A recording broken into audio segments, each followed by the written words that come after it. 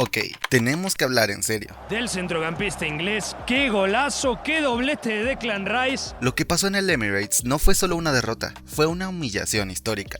Un Real Madrid irreconocible, superado en ritmo, en intensidad, en precisión, en fútbol. Arsenal no solo ganó, lo borró del mapa, 3-0 en el marcador con un baño táctico gigantesco de Arteta a Ancelotti. Pero pudo haber sido una goleada aún más dolorosa si no fuera por Courtois. Timber para sacar un centro, ¡cabezazo! Realmente el Arsenal fue aterrador. Declan Rice se encargó de destrozar el alma madridista con 2 tiros libres letales, que nos recuerdan a alguien. Aquí está Declan. Le va a pegar con distancia, golazo. Mbappé falló un mano a mano que en otro partido firmaba con los ojos cerrados. Bellingham, allá va Jude, la tiró para Mbappé. Se va a meter al área para buscar el toque. Bellingham, desesperado, dijo lo que muchos pensaban.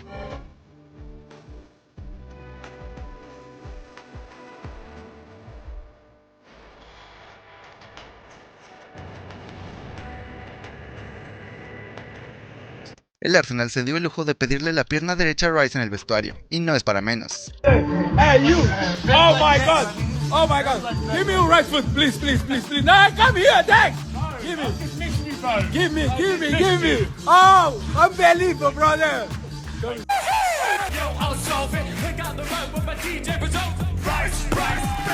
Incendió la Casa Blanca, mientras en el vestuario blanco Courtois explotó, y Ancelotti se rindió. ¿O no? Son muy pocas, pero hay que intentarlo. Por cierto, lo vamos a intentar de toda la manera, con todas las maneras. Es una oportunidad de reaccionar a un mal partido, a un mal resultado, y a ver si somos capaces de hacerlo. ¿Qué está pasando con el Madrid? ¿Por qué este Arsenal fue tan superior? ¿Y cómo llegaron los blancos a este punto de vulnerabilidad? Prepárate, porque esto no es una reacción en caliente, es un análisis en frío. Y sí, es momento de hablar en serio, de una de las humillaciones más grandes al Real Madrid en la historia de la UEFA Champions League. Lo del Madrid en Londres no fue solo una derrota, fue un cambio de guión, un giro dramático que ningún madridista esperaba en los cuartos de final de Champions League. El equipo blanco llegaba como favorito, con historia, con jerarquía, con plantilla y con un rival, el Arsenal, que sobre el papel debía sufrir, pero los papeles se quemaron muy rápido. Declan Rice los hizo cenizas con 2 tiros libres imposibles. Federico Valverde le pegó. Y Mikel Merino con una estocada final. Ahora que todos le peguen al arco, golazo. Dejó la eliminatoria al borde de la sentencia, un 3-0 que no solo golpea el marcador, golpea la moral, la narrativa y las certezas con las que el Madrid se paró en esta Champions. Claro, el Bernabéu tiene memoria y el madridismo se aferra a sus noches mágicas, a los milagros contra el PSG. Vinicius de nueva cuenta, Vinicius, Benzema. Chelsea. Vini dentro del área, Vinicius Junior, centro, City. Carvajal y el Madrid que no deja de creer, el remate, gol. Pero hay un matiz clave. En ninguna de esas hazañas, el marcador de ida era tan lapidario. Esta vez la montaña es más alta, y el equipo parece más frágil. El golpe en Londres también despertó una pregunta incómoda para el madridismo. ¿Alguna vez el Real Madrid remontó una eliminatoria europea tras perder por 3 goles en la ida? Y la respuesta, aunque duela, es clara. En la Champions League moderna, no. Desde que el torneo se llama así, desde 1992, los blancos jamás lograron dar vuelta a una eliminatoria con semejante desventaja. La remontada más compleja que firmaron fue en 2016 ante el Wolfsburgo. Perdieron 2-0 en Alemania, pero en la vuelta apareció el de siempre, Cristiano Ronaldo. Hat-trick y el Bernabéu ardiendo. 5 de nuevo, va Cristiano, va Ronaldo. Pero eran solo 2 goles, no 3. Para encontrar una hazaña de ese calibre hay que bucear en los archivos, irse hasta los años 80. En la Copa de la UEFA 85-86, el Madrid cayó 5-1 ante el Borussia Mönchengladbach y respondió con un 4-0 legendario en casa. 10 años antes, en la Copa de Europa, remontó 4-1 ante Derby County con un 5-1 en el Bernabéu. El problema, que eso fue hace casi medio siglo, en otra era, con otros jugadores, con otro fútbol y otra camiseta. Dirán algunos, sin VAR. Bueno.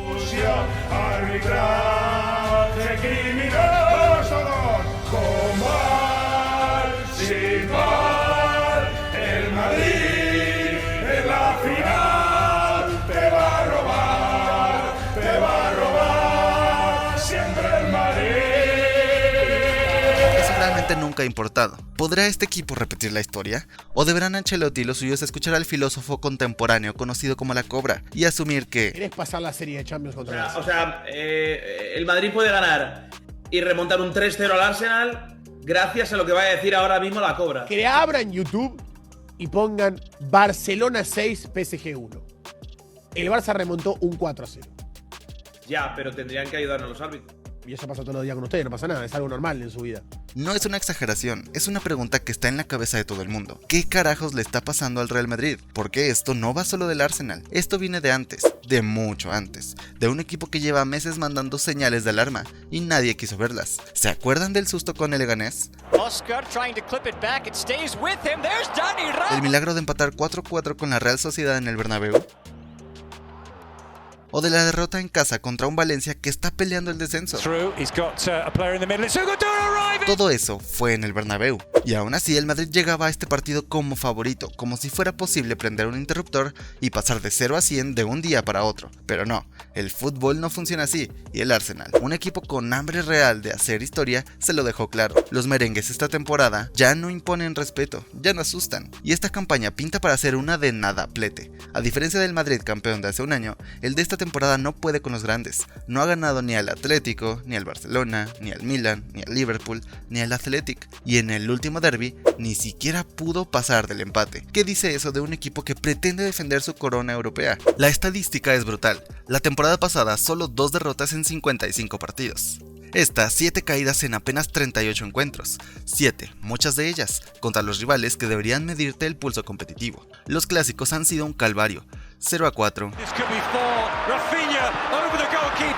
y 2-5 contra el Barça. En Champions, derrotas duras ante Milán, Reinders, el toque que vino para Reinders, gol. Liverpool. Le pega Mbappé. En Liga, más tropiezos ante el Athletic y el Atleti, y ahora esta humillación contra el Arsenal, donde perdieron absolutamente todos los duelos. Todos. Y lo más inquietante no es el resultado, es la sensación de que ni los más optimistas ven posible una remontada, ni siquiera en el Bernabéu. Yo claro que quiero creer en la remontada. Ahora mismo no me sale. Mañana tendré un 1% y el miércoles siguiente estaré seguro de que el Madrid remonta. Pero ahora mismo no me sale. Porque a lo mejor es bueno que el Madrid palme todos los títulos hoy, este año, y al año siguiente vayan con energías renovadas, con sed de venganza. Lo del Arsenal no fue solo físico, fue mental, fue estratégico, fue una auténtica clase táctica de Mikel Arteta que se dio el lujo de hacer que Carlo Ancelotti se arrepintiera en vivo de su once inicial. La evidencia es clara, Ancelotti tuvo que mandar a la banca a David Alaba y Luka Modric, 2 leyendas, para dar entrada a Lucas Vázquez y Fran García. El partido lo exigía, el planteamiento del Arsenal estaba ahogando al Madrid sin piedad, y todo comenzó con una decisión que hoy parece insólita, poner a David Alaba, sin ritmo competitivo, a marcar a Bukayo Saka, al jugador más desequilibrante del Arsenal. Un error de proporciones bíblicas. El sistema ofensivo de Arteta fue brillante, el mapa de calor lo dice todo. Casi todos los jugadores del Arsenal estuvieron en campo del Madrid. La última línea de los Gunners jugó pegada al mediocampo. El equipo entero basculaba, presionaba y se desplegaba con un solo objetivo: aislar a Saka, atraer marcas y abrir espacios con superioridad numérica. Mientras Bukayo jalaba a Alaba y Bellingham, Martinelli hacía lo mismo por la otra banda con Valverde. Merino, en modo falso 9, se metía entre Asensio y Rudiger, y detrás de todo eso, Odegaard y Declan Rice rompían el cuadrado defensivo del Madrid desde la media punta. El resultado: Saka, siempre recibiendo con ventaja, siempre habilitado y siempre encontrando líneas de pase, para forzar al Madrid al error. La estructura del Arsenal se transformaba en un 3-4-3 al atacar, con Partey y Lewis Skelly subiendo a la zona del mediocampo. Y un detalle táctico que lo cambia todo: el falso lateral. Arteta eliminó el lateral clásico y colocó a Skelly como un interior adelantado, casi como un 10 camuflado. ¿Y qué pasó con los extremos del Madrid? Rodrigo y Bellingham no sabían si perseguir a sus marcas o mantener la zona. El desconcierto fue total, así cayó el primer gol, una falta forzada por Saka en la media luna, gracias a que el Madrid quedó completamente replegado, entregándole el terreno y la iniciativa. Declan Rice la cogió al ángulo, técnica pura y ejecución brutal, pero no aprendieron la lección. Minutos después, Bukayo repitió la fórmula, provocando una falta idéntica, y Rice, esta vez, lo hizo todavía mejor. Como Messi en sus mejores días, firmó un gol tan angulado que ni Courtois pudo soñarlo.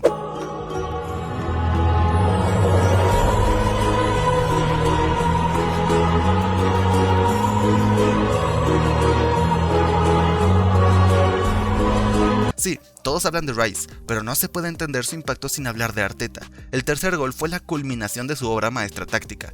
El Arsenal adelantó líneas, hundió mentalmente al Madrid y permitió que Lewis Skelly, ese falso lateral convertido en 10, llegara a la frontal para asistir a Merino. Inesperado, perfecto y letal. Fue el fin. El Madrid no tenía plan B, no tenía reacción, no tenía alma. porque Arteta no solo los venció, los anuló por completo. Hay pocas tesituras más ingratas que la de Carlo Ancelotti, atrapado entre lesiones, la indolencia de algunos futbolistas y el hartazgo de otros, señalado por la grada, observado con lupa por los despachos, y aún así ahí estaba, plantado en Londres, con lo que paradójicamente era el 11 más equilibrado que podía alinear, un 11 que incluía a David Alaba, al que Klopp ya había expuesto años atrás en Inglaterra diciendo: si no hubiera salido Nacho por Alaba, habríamos ganado, un 11 que volvía a juntar Modric y Camavinga como doble pivote. Una pareja que solo había sido titular en 3 partidos este curso. Resultados: derrota en Liverpool, empate en Pamplona y una victoria gris ante Leganés. Pero era lo que había, y así salió el Madrid, con un Valverde enfadado por jugar de lateral, con Asensio sin piernas, con Rudiger tocado y con un Alaba oxidado al que el Arsenal le volcó todo su juego. Resultado: 3 goles en 17 minutos. Una masacre táctica y anímica.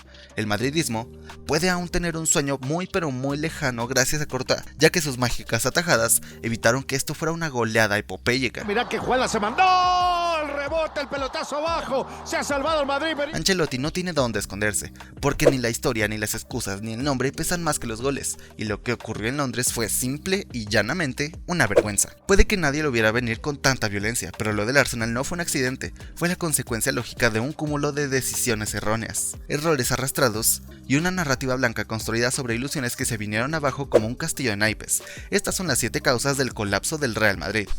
1. La planificación. Cuando fichar estrellas no basta. Todo comenzó con una idea: fichar a Mbappé y cerrar el mercado, traer a Endrick como joya futura y confiar en que el resto del plantel podía aguantar. Pero las alarmas estaban desde el primer día. La defensa era una bomba de tiempo. No se apostó fuerte por un central como Lloro, que acabó en el United, y la lesión de Militao no hizo más que profundizar el agujero. Y ahora atención al sinsentido: se va Kroos, el cerebro del equipo, y lo reemplazas con Endrick y Mbappé. En invierno la lógica decía reforzarse, pero no llegó nadie, ni central ni lateral. Carvajal roto, Vázquez desgastado y Ancelotti remando con lo que quedaba. 2. La gestión de Ancelotti. Cabezonería que se paga. Pero ojo, la culpa no es solo de arriba. Ancelotti también tiene lo suyo. Su gestión ha sido, por momentos, desesperante. Pocas rotaciones, favoritismos y decisiones inexplicables.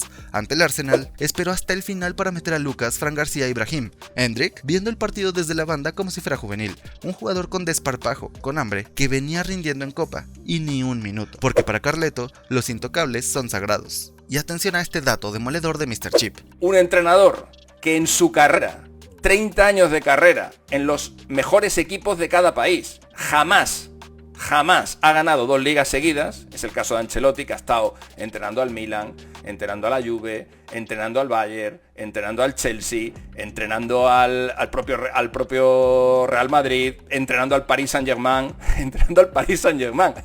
entrenando al Bayern. Incapaz de ganar 2 ligas seguidas en 30 años de carrera. No iba a ser Ancelotti el que acabara con esa dinámica del Real Madrid, de ganar la Liga un año y al año siguiente tirarse un poco a la Bartola. Bastante aguantado. Definitivamente la continuidad de resultados no es lo suyo. 3. Obsesión con las estrellas, un sistema roto. Mbappé, Vinicius, Rodrigo y Bellingham. 4 cracks, 4 nombres que pesan pero que no encajan. El sistema que intenta meterlos a todos termina por romper al equipo. Mbappé y Vini no presionan, Rodrigo aparece cada tanto y Bellingham tiene que hacer de todo terreno, desgastándose y alejándose de la portería. Resultado: un equipo partido, vulnerable y fácil de neutralizar si el rival tiene una buena salida de balón, como el Arsenal. 4. Los laterales, el punto más débil. El lateral derecho es un drama. Carvajal lesionado, Lucas expuesto, y aún así Ancelotti prefiere poner a Valverde fuera de posición, sacrificando su mejor virtud, el equilibrio en el medio. Por la izquierda, peor aún, Mendy vive en la enfermería, Fran García no tiene la confianza del técnico y Alaba, como vimos ante Saka, está lejos de su mejor versión.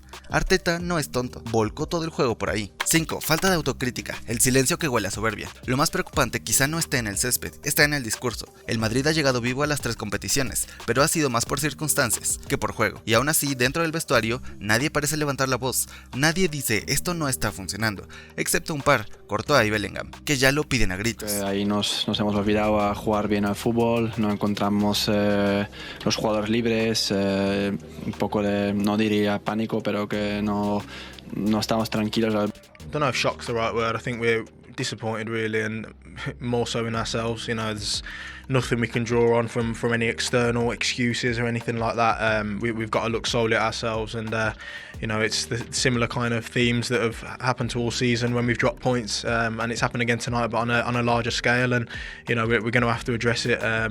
We're going to need something special to turn it around, but special things can happen in football, and if there's one place where it can, it's at our house. 6. Jugadores que no dieron el salto. Camavinga sigue sin dar el paso. Tchouaméni mejoró, pero tuvo un bache preocupante. Rodrigo vive a la sombra de los demás. Y Arda Güler sigue siendo una promesa, no una realidad. Muchos debían asumir el liderazgo, casi ninguno lo ha hecho. 7. El apagón de Vinicius, cuando la magia se va.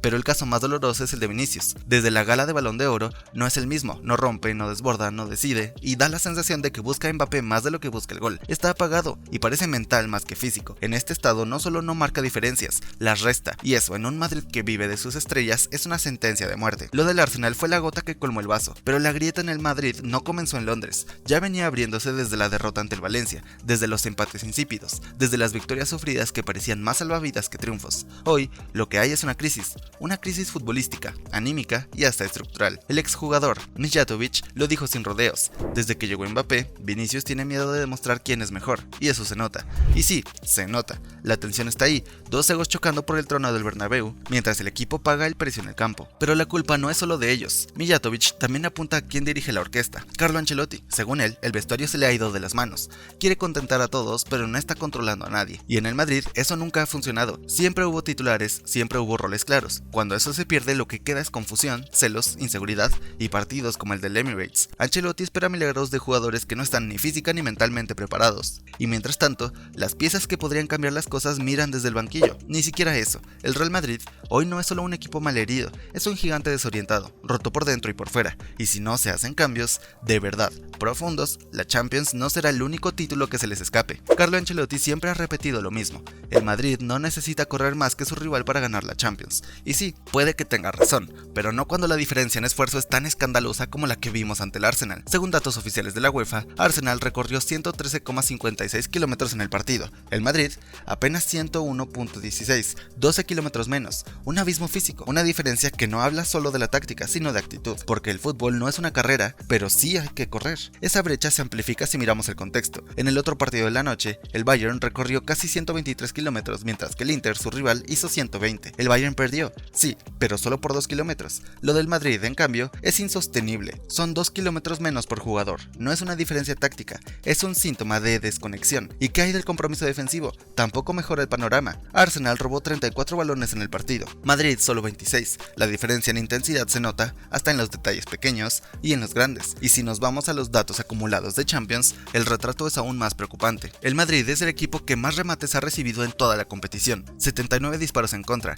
¿Quién le sigue? El Feyenoord con 74, después el PSV con 67. ¿Qué tienen en común? Que ya están eliminados. El Arsenal, en cambio, es el segundo que menos ha recibido, apenas 29 remates en toda la Champions, 60 menos que el Madrid, y sigue vivo y fuerte. Valverde es el madridista que más ha corrido en el torneo, aparece en el puesto 15 del ranking. El siguiente es Bellingham, en el puesto 32, Rudiger en el 43. ¿Y qué equipo domina el top en kilómetros recorridos? El PSG, con 3 jugadores, uno de ellos, Hakimi, viejo conocido en Madrid, doloroso pero real. Y por si faltara algo más, la estadística ofensiva también refleja el colapso. El Madrid lleva 2 partidos seguidos sin marcar en Champions, primero en el Metropolitano, ahora en Londres. No pasaba desde 2009. El técnico era Juan de Ramos, el rival, el Liverpool. El resultado, eliminados. La historia puede repetirse, y esta vez ni la camiseta ni el escudo parecen alcanzar para detenerla. Pocas veces en la historia reciente de la Champions, un centrocampista ha tenido una actuación tan dominante, tan simbólica y tan poética como la que firmó Declan Rice ante el Real Madrid. Y lo más sorprendente es que hace apenas unos años nadie lo hubiera imaginado. Nacido en Kingston, formado en la cantera del Chelsea y con un debut internacional con Irlanda antes de jugar para Inglaterra, Rice parecía destinado a ser un buen mediocentro, correcto, ordenado, eficiente, pero anoche en Londres fue mucho más que eso. Fue el hombre que humilló a Mbappé, Vinicius, Bellingham y Ancelotti en un mismo acto de perfección táctica y técnica. Declan Rice no es el producto de una narrativa marketinera, es esfuerzo puro, trabajo silencioso, y cuando el West Ham decidió venderlo por 116.6 millones de euros al Arsenal, muchos dudaron. Pep Guardiola lo quería, pero se resignó. Mikel Arteta, en cambio, se frotó las manos, y con razón, sabía que acababa de fichar al mejor pivote de Inglaterra, y quizás del mundo. Hoy, Rice no es solo el fichaje más caro de la historia del Arsenal, es posiblemente el más rentable. Suma 7 goles, 8 asistencias y una autoridad que no se puede medir en cifras. Lo de anoche fue consagración, y él lo sabe. Pero hay algo más, lo de Declan no fue solo una lección de táctica y posicionamiento, fue una oda al gol del tiro libre, esa especie en extinción del fútbol moderno. En una época donde los goles de falta escasean, Rice se encargó de resucitar la belleza y lo hizo 2 veces. El primero, con ese efecto imposible que pareció recordar al mítico zurdazo de Roberto Carlos, un balón que se alejaba y de pronto entraba. Golazo. Le va a pegar con distancia, gol. Y 12 minutos después, lo que parecía irreal se volvió histórico. Rice colocó el balón en el único rincón donde ni Courtois ni un milagro podían salvar al Madrid. Silencio, incredulidad y esa sensación de estar viendo algo que se recordará por décadas. Ni Odegaard, ni Skelly, ni nadie del Arsenal podía creerlo. Y todos los demás, tampoco. Fue inevitable pensar en los tiros perfectos de David Beckham, en las faltas mágicas de Messi, pero no. Esta vez no eran ellos, era Declan Rice, y lo suyo fue espectacular. Ser mediocampista en la Premier League no es para cualquiera. Es probablemente la posición más exigente del fútbol inglés. Es la bisagra de todo, donde nace la presión, donde se reparte el balón y donde se decide si se ataca o se sobrevive. Y si hay una camiseta que pesa más que otras en esa zona del campo, es la inglesa, porque el mediocampo británico está marcado por leyendas. Steven Gerrard, Frank Lampard, Paul Scholes, nombres que hicieron de esa posición un santuario de ídolos y guerreros. La vara está altísima. Por eso, cuando Declan Rice llegó al Arsenal, muchos dudaban. En el West Ham ya había demostrado talento, pero ahora le tocaba otra cosa, liderar un equipo con apariciones de Champions, de Premier y de historia. Y vaya si ha cumplido. Partido a partido Rice se fue ganando ese lugar.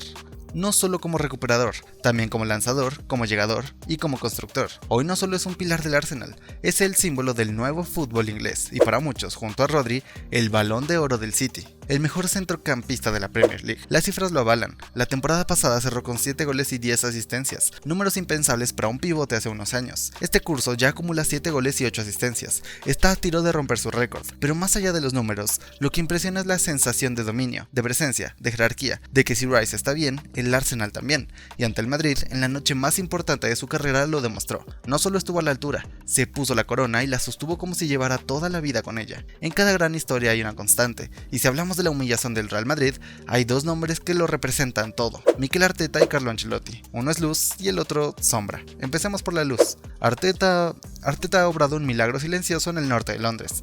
Tomó un equipo roto, estancado en los octavos lugares, sin identidad y sin rumbo, y lo transformó en un aspirante real a todo. Lo hizo en medio de turbulencias, bajo presión, con una reconstrucción total, y lo más importante, lo hizo con personalidad propia. Porque si bien aún no ha ganado un gran título, el impacto de Arteta en el Arsenal es incuestionable. Cuando llegó en la temporada 2019-2020, los Gunners terminaron en octavo lugar. Lo repitieron en la 2020-2021, pero entonces llegó el punto de inflexión. En 2021-2022, quinto lugar, y en la 2022-2023, subcampeones, pisándole los talones al City. En la 23-24 lo mismo, y esta temporada todo apunta a otra pelea hasta el final con el Liverpool y City. Pasaron de 14 victorias en 2019-2020 a 28 triunfos el año pasado, casi el doble. Con un equipo rejuvenecido, competitivo y sobre todo con un proyecto serio, porque Arteta no se hace chiquito, salió de la sombra de Guardiola y ahora impone su propia silueta en Europa. Su única deuda, un gran título, porque en este juego los proyectos no se canonizan si no se conquistan, y para ser verdaderamente exitoso, Arteta necesita levantar una Premier o una Champions. No hay otra forma, pero si alguien duda de que puede hacerlo, solo hace falta ver lo que le hizo al Real Madrid. La respuesta está en el campo, y el mensaje es claro: el futuro del fútbol ya no se escribe solo en Manchester o Madrid, también se escribe en el Emirates. Mientras Arteta brilla, Carlo Ancelotti se tambalea. La derrota ante el Arsenal ha sido más que un simple tropiezo, ha sido una llamada de atención, una que podría marcar el final de su segunda etapa en el Real Madrid si no consigue revertir la situación en el Bernabéu. Ancelotti, que hace apenas unos meses parecía blindado por la directiva y respaldado por la afición, vive hoy su momento más frágil desde que volvió al banquillo blanco en 2021. Lo sabe él, y lo sabe el vestuario, lo sabe el club. La semana que viene no se juega una semifinal, se juega su proyecto, se juega su credibilidad. Uno de los grandes señalamientos es claro: el Madrid no es un equipo compacto, no hemos sido compactos en toda la temporada, reconocía tras el 3-0 en Londres, y no es nuevo, Carleto lo viene repitiendo, pero no encuentra soluciones. 11 derrotas en la temporada lo confirman. Spider-Man, y si lo comparamos con la campaña anterior, donde apenas cayó 2 veces en 55 partidos, el desplome es evidente. Desde la salida de Toni Kroos, el equipo perdió el norte con balón, no hay brújula y no hay guía, el juego pasa por fogonazos, por momentos aislados de talento. Modric y Ceballos han intentado sostener el ritmo, pero el croata vive con minutos limitados y el utrerano, cuando no está lesionado, apenas se entra en la rotación. Para la vuelta, Ceballos podría ser titular, pero ¿llegará a tiempo para darle identidad a un equipo que lleva meses sin ella? Y si hablamos de los cambios, es otro drama. Ancelotti tarda, y mucho, siempre, incluso cuando el equipo se cae a pedazos, como ante el Arsenal. En Londres, Brahim Díaz jugó 5 minutos, Hendrik ni siquiera se asomó al campo. Arda Güler sigue siendo una sombra de lo que prometía. El bajón físico también es notorio, jugadores agotados, lentos, sin explosión, ni hay firmes atrás, ni hay claridad arriba. El Madrid parece un equipo sin ideas y sin piernas.